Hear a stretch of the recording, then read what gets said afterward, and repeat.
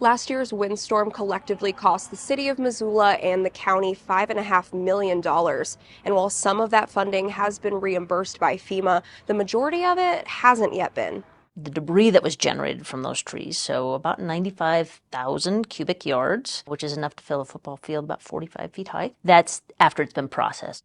Whenever a natural disaster happens, Adrian Beck, director of Missoula County's Emergency Management Office, says an initial damage assessment sets the course and determines if outside support is necessary. In the very early hours, we recognized that no, it was going to be beyond our capabilities. Both the county and the city declared an emergency. We're going to need to access funds that we probably don't have budgeted for this. An emergency declaration was also requested from the state and then the president's office, which is where FEMA comes in. We did get that presidential disaster declaration about 30 days after. All the while, both the county and the city are keeping tabs on cleanup costs, some of which they're still incurring almost a year later. It's the contractors that have to cut down the trees. It's the hauling the debris to an area to be processed.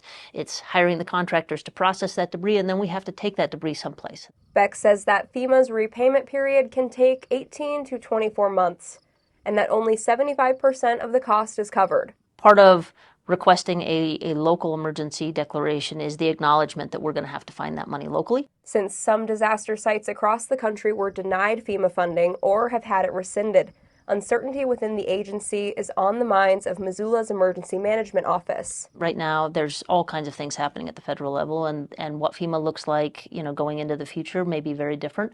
How the Stafford Act, which is what we rely on for disaster declarations, what that looks like in the future is somewhat of an unknown right now. But what we're operating on is that we've received no indication that those funds from this particular windstorm are in jeopardy. And if changes do take place federally, Beck says Missoula will have to adjust with those alterations. Where the money comes from is going to be a concern, but it can't prevent us from having to do those things that are necessary to protect public health and safety. In Missoula, Emily Brown, MTN News.